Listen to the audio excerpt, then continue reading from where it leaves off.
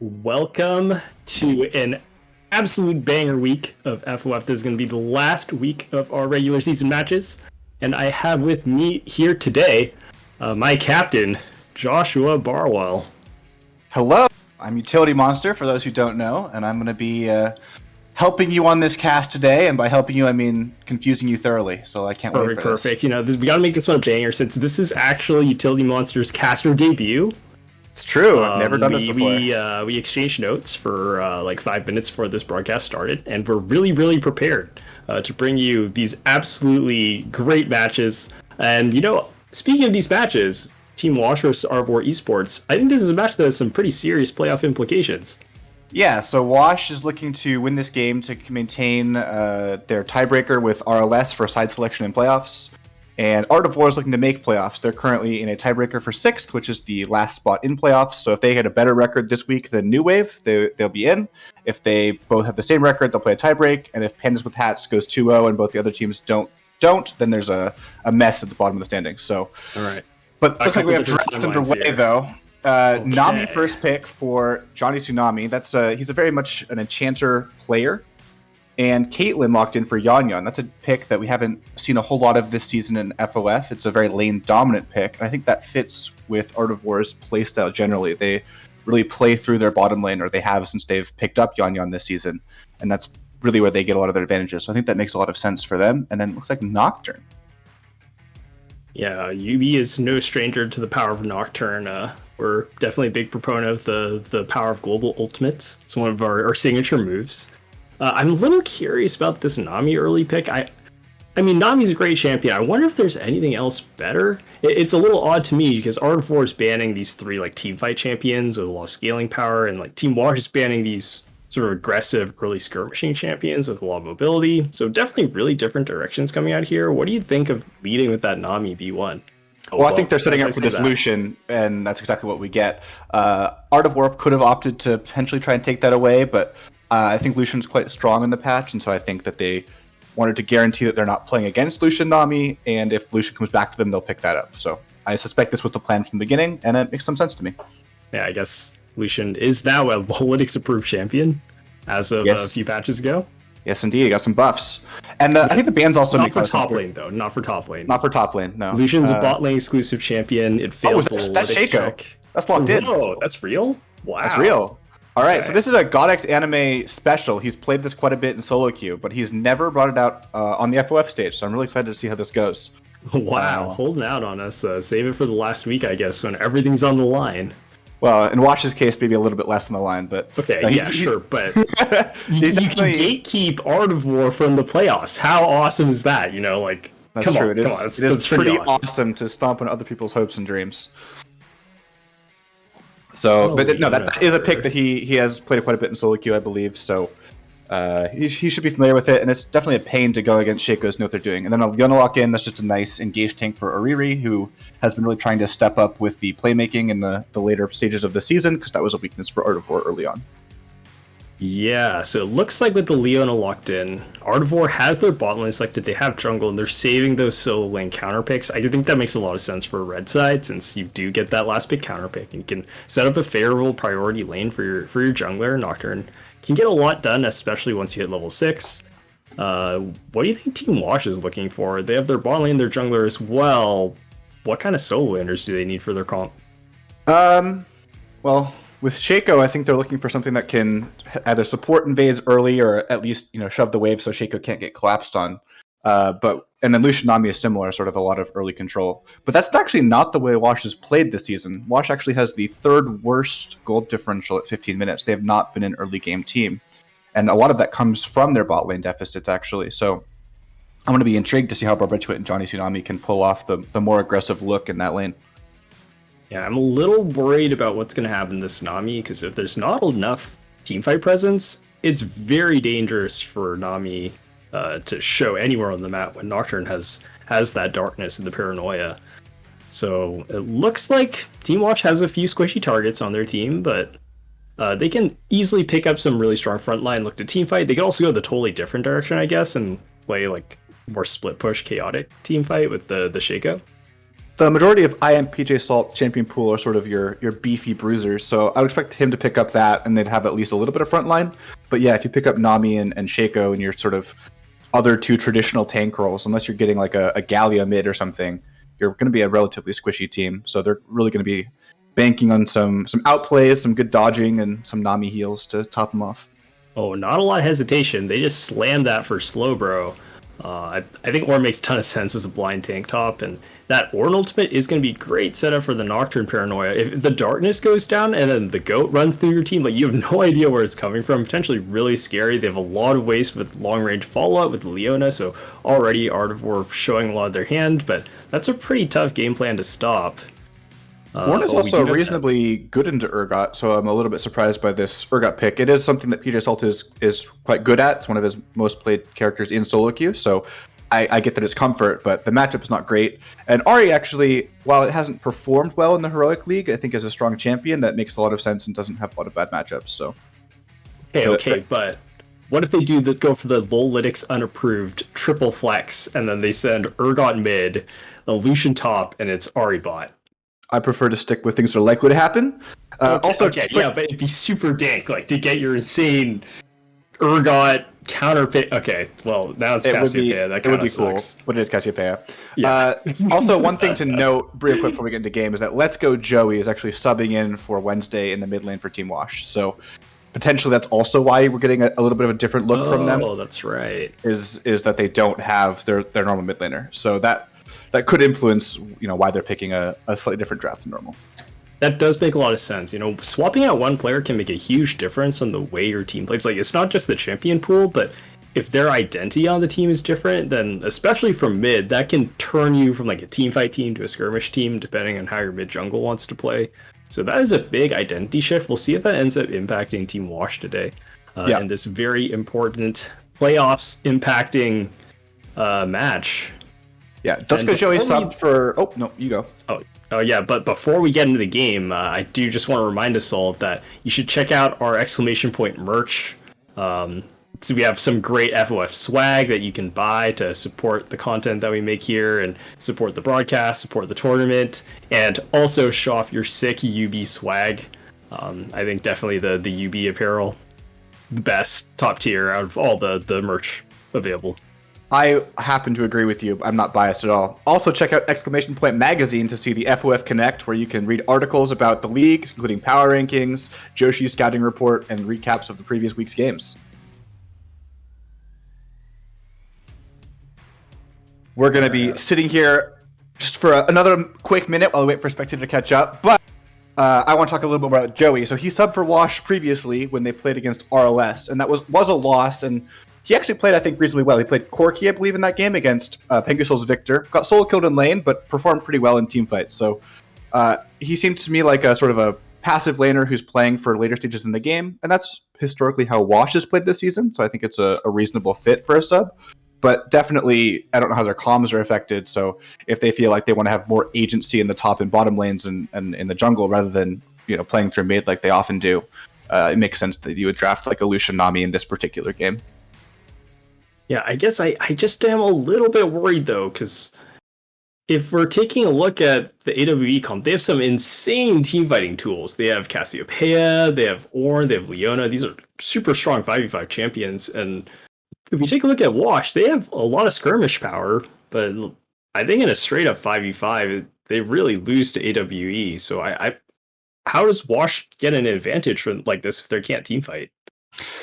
Their goal is to take very unfair fights, get vision control of spots where the enemy might be and pick people off as they're rotating, invade aggressively early so that you can take, your 2-on-2 and 3-on-3 fights rather than the full 5-on-5s.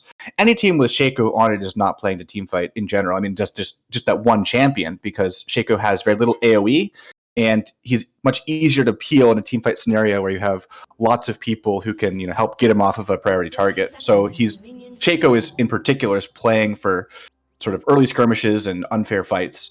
And Ahri plays into that as well with the charm. Lucian Nami can follow it very quickly. Urgot can then take those unfair fights, ult the low target who gets picked and fear a bunch more people and sort of snowball a fight that way. So they're looking for, fights that aren't just everyone shows up to river and we all press our buttons. Because if that happens, Art of War will win. Art of War, straight up, like is tankier, has better AoE, has better CC. If it's a fair fight, they'll win. So they're looking to get as many fair fights off as possible and avoid those picks and those rotation errors that are trying to be capitalized on by Team Wash. Yeah, and I mean, I guess there is space for that to happen.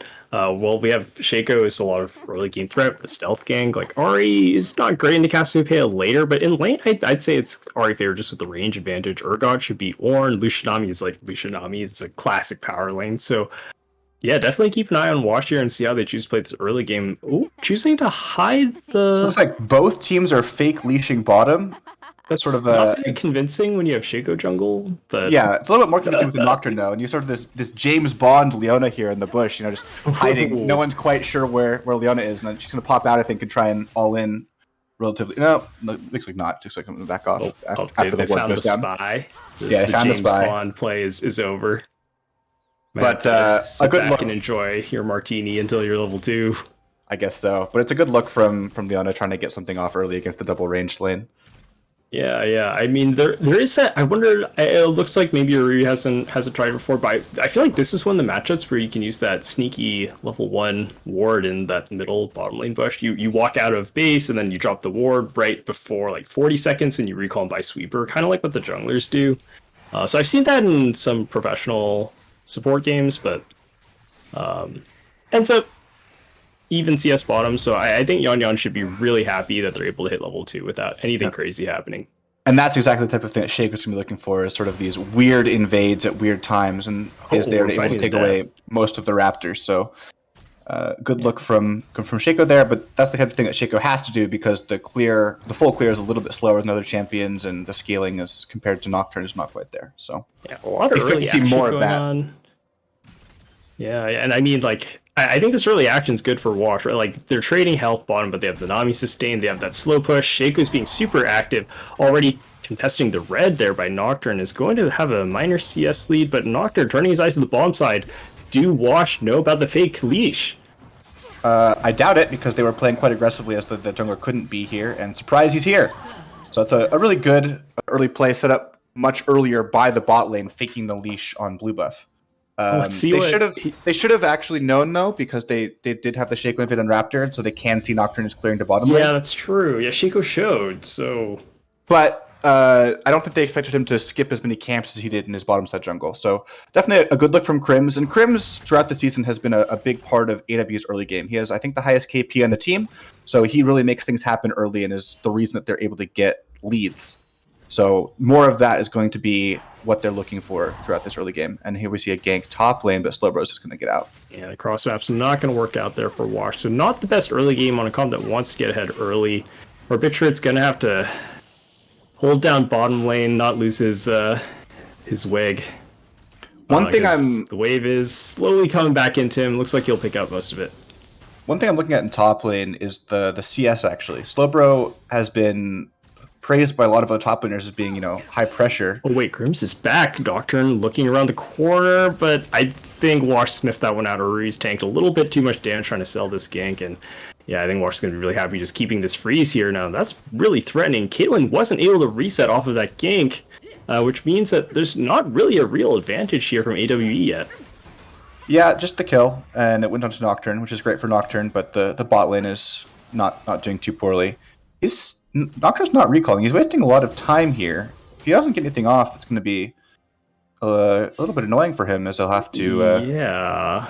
I don't believe Wash had vision, but they looked really suspicious on in a re. So I think they sold it a little bit too hard, over trading into Lucianami. Like something's kind of sus. You get your spider senses tingling. You're like, why are they fighting me? This doesn't seem right.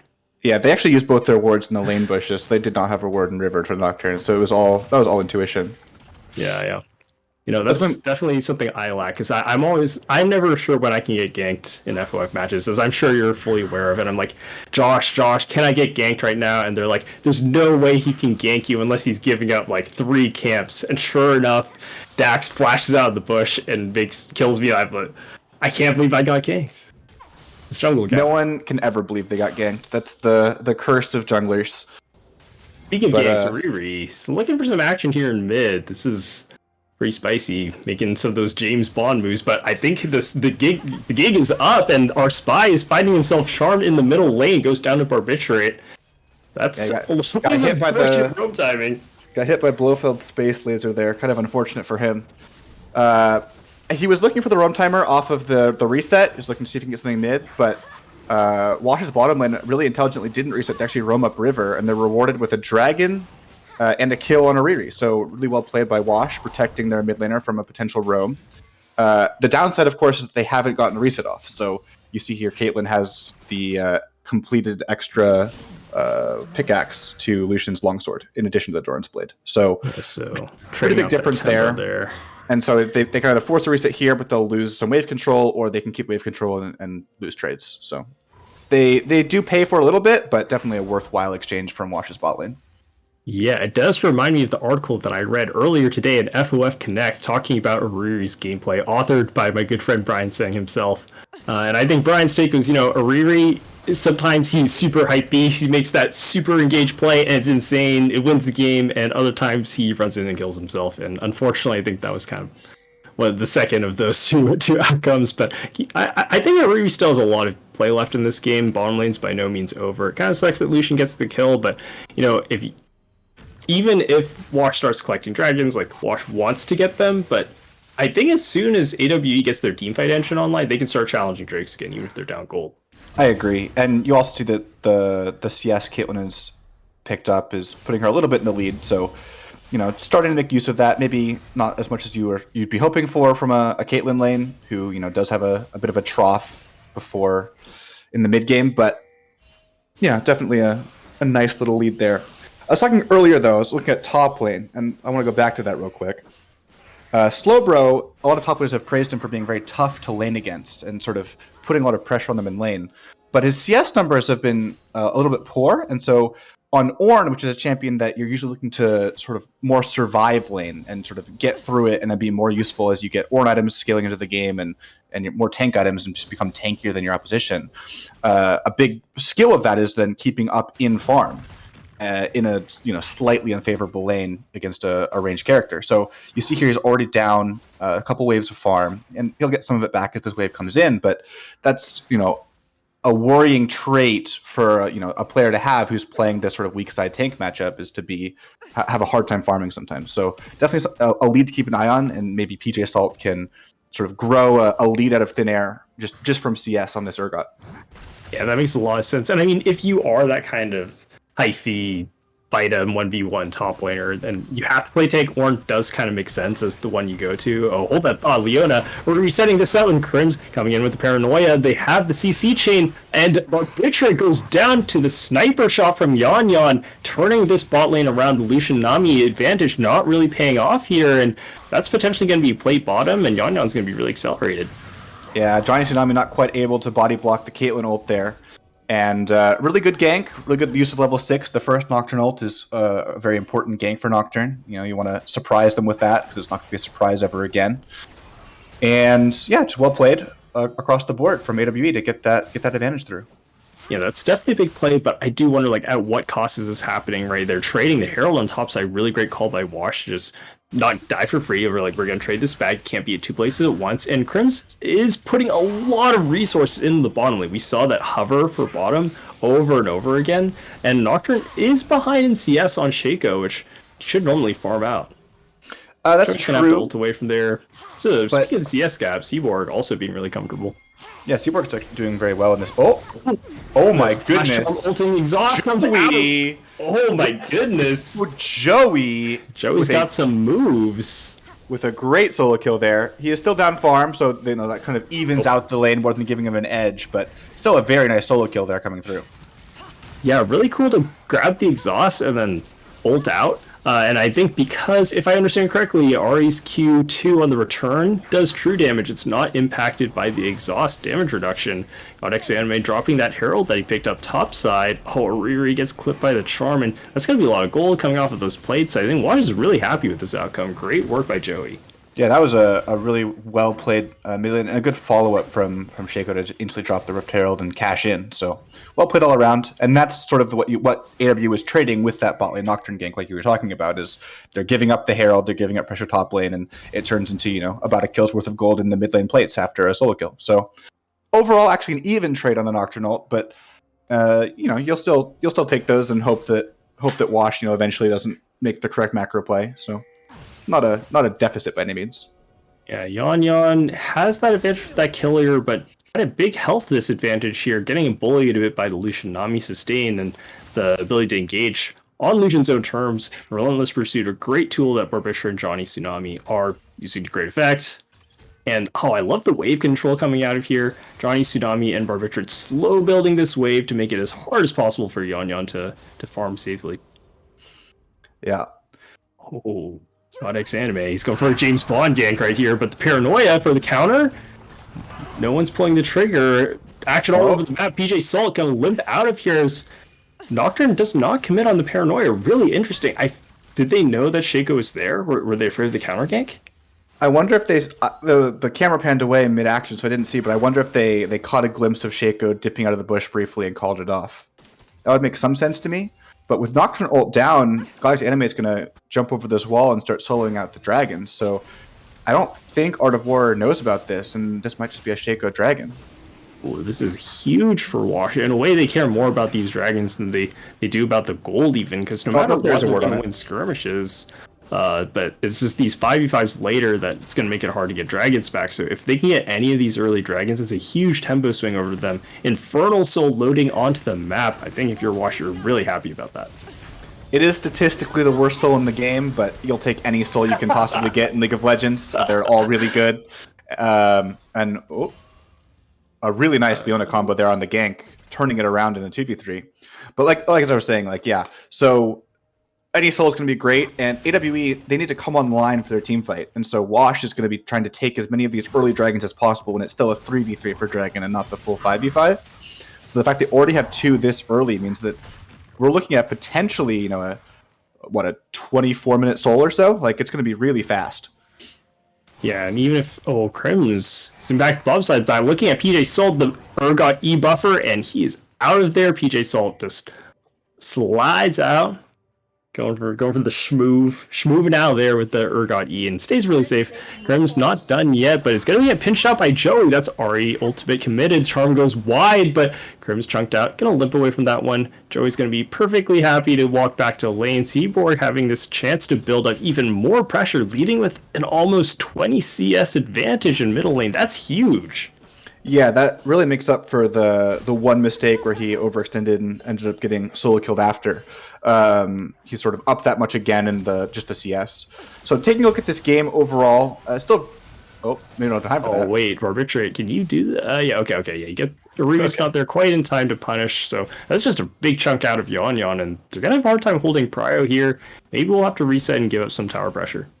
But yeah, so taking a look at this game state overall, pretty even mid lane. Big CS lead for Seaborg, but the kill goes to Let's Go Joey. Pretty even jungle. The CS is pretty even. Krim slightly ahead off of the ganks, but definitely Galaxy Anime has been getting some dragons with that pressure. So it's not necessarily an individual lead, but a team lead he's been getting instead. Top lane, I think, is actually a little bit Warren favored. Any even lane is going to favor that type of champion who can go late and give his team that much extra gold. Oh, Codex Anime here. Looking to follow up on a reread. Codex Anime is going to sneak out of there, trick them with the decoy ultimate, and escape in Shaco's James really Bond fashion. Yeah, Shaco's really slippery and hard to take down. So definitely James Bond it up there. Yeah, maybe an act of piracy, if you will, making off of that Gromp. He's going to take his booty back home with him. I don't think he got the Gromp, as you say. I think he had to just leave. I'm not sure. On the minimap, it looks like it's still up. Right. No. Is it? Oh, okay. So he's not able to make away with his loot. He tried, though. He tried. Right. He gave this good effort. Codex Anime is looking a little bit lost here. His team has a lot of advantages, but right now with 0 kill participation, does have that 1 death for his IPS score, but I believe that was when he ganked bottom right after Dragon died, sitting on a lot of gold, which, I mean, you know what they say, more money, more problems. So if you don't spend your money, plays are not likely to work. That was a famous philosopher by the name of what? Was it Drake? Yeah, I believe so.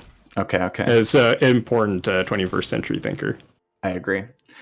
No, but definitely, like, this is sort of the worry of picking Shaco in coordinated play, is that if you can't sort of get some cheeky early invades off and some early skirmishes that go your way, you're playing a champion that doesn't scale particularly well. And we might see that play out here, where Shaco just, as the game goes on, will have less and less to do. I don't think this game is, lost for Wash by any means. They're, objectively pretty even, but the Shaco pick in particular is going to have a hard time. Yeah, Shaco might end up being a little bit lost once these team fights start happening. And I mean, when you're team fighting a Shaco, it's like, well, yes, I'm going to turn invisible and see if they like object permanence. Speaking of object permanence, really appearing in the top lane, you get the full lockdown combo, and Joey's going to get a one-shot before this even starts. Urgot, TBZ, and PJ Sol looking to turn this around. It's going to be 4v4 because Seaboard not here yet. And I think they're just going to end up skirmishing for River Vision. It's AWE who start up the Rift Herald with reinforcements on the way. Seaboard going to give them mid control back. I'm not sure why Johnny Tsunami's staying in mid, trying to get some mid prio. I think we want the Lucianami together here if they're going to challenge this. And AWE, they're going to give River control. This is really tense. This is one thing I think is a little bit odd. I don't think Wash is going to end up committing to this contest because they're down a member. And maybe they can delay it enough, but I think most likely all they're doing is wasting their own time when they could be trying to farm some side waves. Oh, okay, go for the steal. Go for the steal, but yeah, eventually that's just 4 people sort of watching the Rift Herald be taken when they could have been, getting tower damage, getting waves at other places. So at some point you have to cut your losses and just accept that, okay, we can't get this, what can we get? Yeah, I think we did have a little bit of Pokemon trainer syndrome, like if you make eye contact, you have to battle. It's, as the game goes, you can't just decline a Pokemon battle. That'd be rude. But yeah, like League of Legends, you actually don't have to watch your opponents do things. You could actually like leave. You could do something else. Here's an important question: what kind of Pokemon trainer are each of these teams? Okay, that's. Do we have any bug catchers? Do we have any rivals? Any swimmers? What are we thinking? I love the scientists. The biker. Do you remember the biker gang guys? I love the biker gang guys. They got a lot of style. I think it's gotta be biker AWE then, right? Because they have committing crimes in the jungle.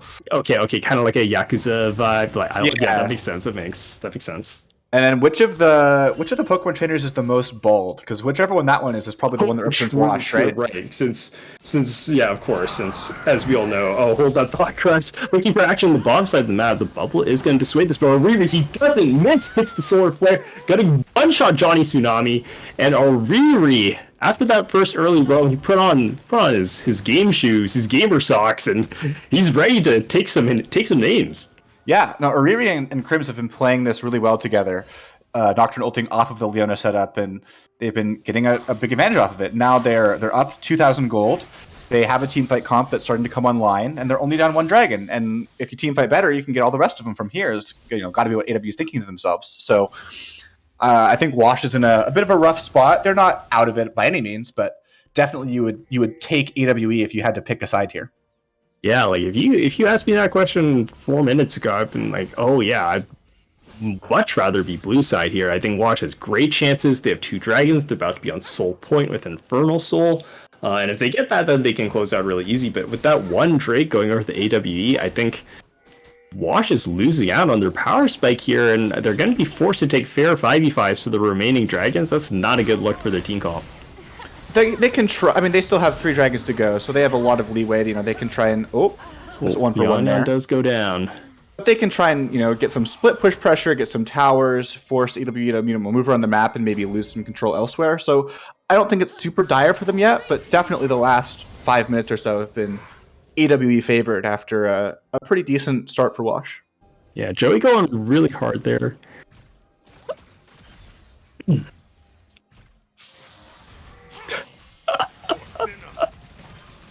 We've been informed that there is a bald Pokemon trainer. It is a cue ball. They're now called a roughneck, so that's probably what Wash is. Because as we know, yeah, that's true. Yeah. Bald Itchrit, well known for not having hair, and he goes down there to Cassiopeia. Maybe if he had more hair, he would have lived. Big cross map, though. The hair on his head. But which unfortunately, since he has done, it's not a pleasant outcome. Yeah. Big cross map here, right? We see the play going on bottom side where Lucian dies, but then PJ Salt also goes down the top side. Oh, Ari Jones going in to try and get the cleanup, has that reset potential. Can he get the reset on Oriri going in for the fourth, fifth dash? Slowbro making his getaway, but GodX Anime gets the next slow flash coming out from Ari, and I think that's going to be, oh, not quite. Slowbro barely manages to survive. Wow, but got haymakers going back and forth on both sides. The start of this play was super AWE favored. They were winning both sides of the map, bottom and top. But Joey, with that perfectly timed out roam, shows up in a big way, gets the chain reset that has been added to the Ari's ultimate, and the Spirit Rush just runs down all the low health bars of AWE. And I think Wash has winning chances now again. I think they always have winning chances. I wouldn't have gone as far as to say that they were out of the game, but yeah, definitely that was a favorable play for them. The chances, the numbers going up. Number up. There's a Jeff stat for that. There probably is. Jeff, get on it. No, but AWE Seaborg played really well in the bot lane there to go 1-for-1 in the 2v1, and AWE had a fantastic dive top lane, but then they didn't have the HP bars to stay around to take the tower, and so even though it was a 2v3 when the Ahri and the Shaco go back up there, with the tower and just the low HP bars in AWE, they're able to turn it around. So definitely a nice play. This next dragon, though, is going to be quite big. It looks like Wash is going to try and contest this, and I don't know how that's going to go for them because they just don't have the team fighting tools. Having said that, Caitlyn is in a bit of a power trough here. Ornn hasn't gotten sort of the ornaments online for most of the team. It's not just that, it's the vision, and as they step out onto the red side vision, looks like Wash in a bit of a pickle here, getting run down. Yon stepping forward to push out Barbitra and Johnny Tsunami. The Ornn ultimate goes a little bit wide, but they do find GodX Anime. PJ Salt's on his own, trying to make his way out of this fight, but he's going to get pinned against the wall. Nothing left, and Joey, he makes such a big play last fight, but is late to the party at the Dragon. A little bit of miscommunication there. They need all 5 members if they're going to challenge into AWE's vision line. Yeah, Wash I don't think they have the composition to fight this. I think they just need to be giving it and looking for what they can get elsewhere. Get some Baron control, get some pressure on top wave, maybe try and get top inner. Because contesting Dragon when you don't have the control of River against a better team fighting comp is just so hard. And that Nocturne ult cutting off vision, we couldn't see the vision from blue side, but from experience, that is a huge deal in not being able to see what's happening in the fight, and that enables Yon to sort of run amok and pick up the triple. Yeah, Joshi may have his chess metaphors, but I'm gonna drop my sick martial arts metaphor. And there's this kung fu concept that I really like. It's called like greedy to hit, and it's when you're fighting, you want to hit him. Hitting's great, but if you try too hard to hit, you're going to unbalance yourself. You're not going to be lined up. Your hits aren't going to have any punch behind them. And that's kind of the feeling I got from watching Wash right there. They were greedy to hit. They were like, it's Dragon, it's time to fight. They forget to count that they have 4 people instead of 5, and then they lose their balance. Everything kind of falls apart there. And that's kind of the concept. You want to take what you're given in League of Legends. You want to take things that are free. And sometimes when your opponent messes up, because it's really hard to play perfectly, there's going to be free things you can collect. And then once you've taken all the free stuff, then you can look to say, oh, can we fight over this? Is this a favorable fight? But take what's free first. Like this or kill in the middle lane, for example. Well, they're taking your advice. It's pretty free. But that is some good life advice. Don't be... Oh, that was the Shaco one. Oh, sorry. I'm good. Yeah, don't be too greedy to hit. I think that a certain FOF Brendan might be able to learn from that one as well. He's a little bit greedy to hit sometimes, but hitting. Hitting's pretty fun. I've been there. Sometimes you just want to hit. Yeah, sometimes you're just down bad. But no, definitely a nice pick, and that's the type of thing that Wash is going to be looking for as this game goes on, is just those pickoffs, because they can't win banging their heads into the wall that is AW's teamfight comp. So they have to be taking, again, this is a great example, in the side wave, picking up Slowbro, who was overextended a little bit. They're not going to be able to get him, but that type of look. I see. They're afraid of the Baron. I was going to say, there's no way Johnny Tsunami lets him get away with this with the Nami move speed and the slow, but no. A great turn back onto the Baron by AWE actually saved Slowbro's life.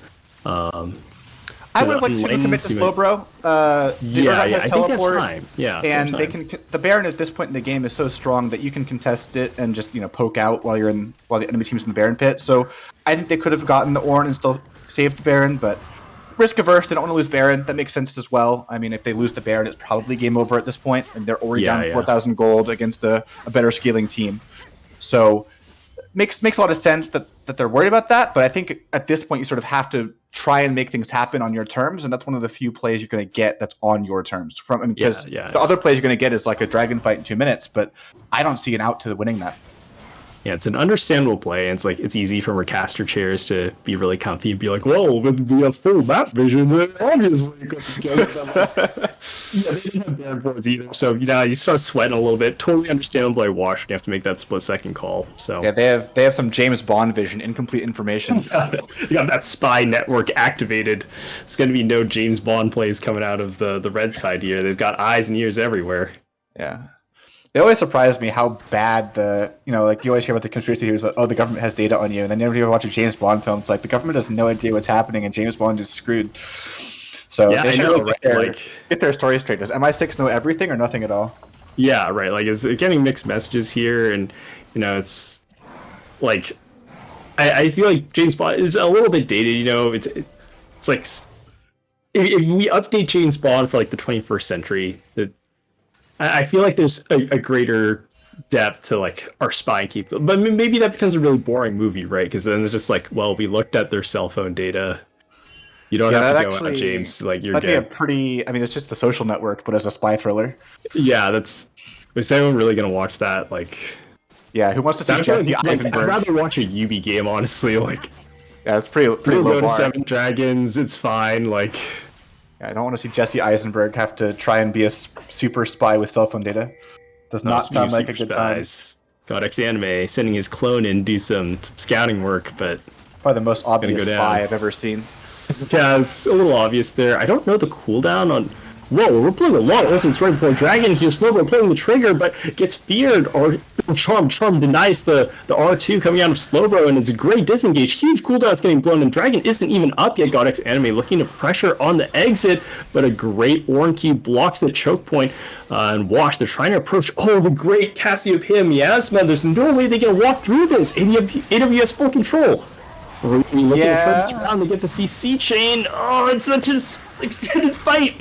And then AWE, they get the kill, but their health bars are super low. The sustained advantage, Barbiturate's going in for the trade kill, flashes out. Slowbro gets the huge knockout of the Yon with the follow-up. This fight is so split, so chaotic, and barely slivers of health left on both sides. I think AWE is going to be able to convert Dragon here, but it's not over yet. AWZ team is just so tanky. I mean, they took so much punishment from Wash's comp there, and they just have the health bars to do it. This Leona and this Orn are just standing there eating every skill shot. It doesn't matter. As we see, Seymour gets exhausted behind enemy lines. We're going to go for the rescue mission, but wait, this is going really bad. Everything's falling apart. Slowbro teleports in by himself. Crimson's trying to finish the Drake. There's no vision by Wash, so they don't know the help. But Codex Anime stealth at the pit. Crimson's trying to limp away. And the Dragon is going to reset. Oh, wait, he turns around. He kills Codex Anime. But Crimson's Ignite. He has to limp away. Slowbro trying to stall on the other side of the map. He's so healthy. He doesn't die. And Crimson's going back in. He finds the kill in the back line. Splash coming out of PJ Salt, and I'm getting tongue-tied over here because we've been fighting for so long. Yaga, he's hugged on, dodges the charm, running PJ Salt down in the forest. The slide away by PJ, and Joey gets out. Just a reminder, Dragon is still alive, so we can walk back and do this again if we want. Going back to the pit, but this is one of the longest Dragon fights I've ever seen. It looks like it will go to EWE at the end. Crimson does not have Smite, but there's no one here to contest. So yeah, no globals. This one's gonna go to AWE, and wow, I think with that, AWE is really good chances for this game. They're on Soul Point, 3 Infernal Dragons stacked. They're up 4,000 gold. Be really happy to be on AWE's side right now. And Wash is not playing this poorly. I mean, they're making these fights look really close with a comp that has no right to be team fighting, but it just shows that this Urgot, Shaco, Ahri topside is really not meant to be eating through the HP bar of an Ornn and a Leona and then getting to Cassiopeia and the Caitlyn. It has to be, taking people out before the fight even starts, and that's really hard to do. Oh, Riri finding another kill on the top side. PJ Salt trying to get out of there, but there's no help on the way. Seaboard just runs it down the Rylai slow. Great play by Riri, who's really popping off this game. Has 13 kill participation on his team, 17 kills. already looking to set up an MVP for himself. Yeah, Joey is really stepping in to this game. You know, as a sub, it's really hard to come in, and obviously a CS isn't great, but another big team fight. Oh man, with the culling going down, but it doesn't find its targets. The paranoia goes through. The darkness makes it so hard for Wash to play their split fight. Yon getting the Gale Force onto Joey, and Ari's going to be pushed out here. Joey's, I think, just going to lean back into mid because there's no challenge left. Wash has to give up the Baron, and it's getting grimmer and grimmer for them. They need to get a huge miracle fight to stop this Baron push. Yeah, with that Baron, I think AWE is in full control of the game, and at this point, if you're Wash, you're hoping for a relatively major mistake in order to get back into it. But Joey, yeah, definitely a big bright spot for this Wash team. Coming in as a sub, he's against Seaborg. He's been playing very well since he's joined AWE this season. He's down some farm, but he got a very nice solo kill. He's 6-2. He's doing everything he can, and again, a lot of it just comes back to this Shaco pick. It hasn't. Not that the guy has played notably poorly, but he hasn't been able to find the early game trickery that you're picking Shaco for. He hasn't been able to get snowballed, and now you just have a Shaco on your team at 31 minutes, and that's not where you want to be. Yeah, Shaco pretty unhappy. Oh, another pick by Ari. He's not done. They force out the Shaco ultimate. I think that's going to be it. Ari's just going to give him a little bit of help. Oh, Yon looking to convert Paranoia. Goes in, and Barbitrate goes down instantly. Ari finds the ult on the Godex anime. And I think that's going to be end the play, but with the Baron buff, AWE can just take an inhibitor off of this. Maybe even threaten to end. At least an inhibitor. I don't think they'll end, but they might look for it. This Scorn ult, though. Oh, it could be big. Double hit. No follow. He's a little bit too far behind, so yeah, it's going to be damage. It's going to be pressure. I don't mind that look from Wash, though. I mean, maybe that wasn't the best thing to do, but when you're behind like this, you have to be on the side as the push comes in, looking for picks, looking for ways to slow down the push, because they won't win a straight up 5v5. And so yeah, especially with Ord items kicking in now, that's hard to come back from. We have 4 Ord items already, so that's another 4,000 gold that's just not reflected in the overall gold graph, which is already 8,000. So you have to be looking for that type of play.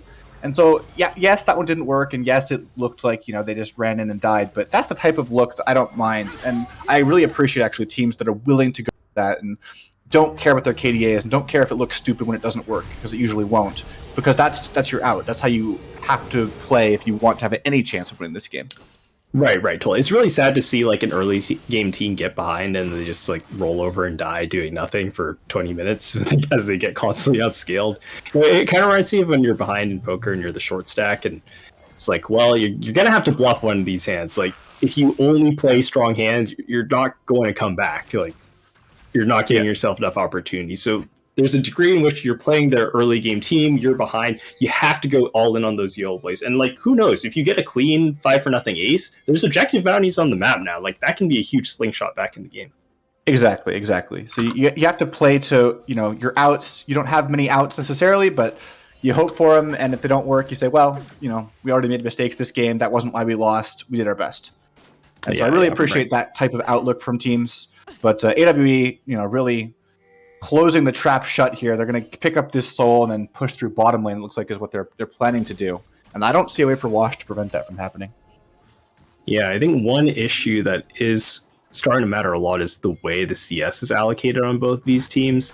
Seaborg having a huge amount of farm, 306 at 34 minutes. That's really solid, especially compared to Joey. And I mean, let's go Joey has been impacting the map. He's been sacrificing waves to get that pressure, but it means that he's not going to scale as well as he could. Ooh, this choke point looks really dangerous for Wash to get the full culling channel onto Slowbro, but the Paranoia goes down. It's kind of a defensive ultimate just to turn the vision. I'm not sure they needed to commit that because they're not going to have Paranoia for this dragon, and I think that's going to be the opportunity that Wash is looking for. They find the pick onto Slowbro, who goes down right away. The shutdown Godex anime zoning out the entire backline by himself, but a really huge disruption on the backline. PJ Salt's free hitting onto Crims. The charm goes out, and Ariri, I think he's going to clean this up. Only Johnny Tsunami is left alive, and Yon of the quadra kill. Huge payoff for this 3-item Caitlyn, making out of that power trough. They're going to secure the Dragon Soul and maybe even the game. Yeah, they're going to look down mid lane. I don't know if they have time to... They might have time to end, actually, yeah. But, that's just the gold lead in action right there. I mean, they take out Ornn before they can get Ornn ult off at all. And, Slowbro's a little bit out of position there, doesn't even have time to flash. And that's the type of fight that you get that pick. It's like, okay, we have to play this. We have to prevent Soul. We're up a man. Like, what else can we do? And the gold lead is just there for AWE. And yeah, they're going to take this game. Really good performance from AWE, actually. Played the early game slowly, matching Wash whenever they could, and just slowly pulling away as the game went on. The really creative ultimate use by Crims. At first, I'm surprised at, like, why isn't he going in? Why isn't he going in on backline? But now that I think about the team comp, that's actually one of the ways they lose. I think it's still correct sometimes to go in, but like if you have the stronger AD carry, it doesn't really help your team to go dive in and then just get isolated and killed against like a stronger skirmishing team. So being really disciplined with the paranoia, Grims is able to create chaos in the fight without actually risking anything. So he just hangs out with his own team, make sure it's front to back, so there's no split fight where a Lucian Nami can get a lot of action. And so I think Crims is doing a really great job. He's clearly thinking about his role on the team and not going for unnecessary suicide plays. And speaking of Crims, playing that game really well, we're in for an interview with him after a short break. So don't go anywhere, and we'll hear from AWE's jungler.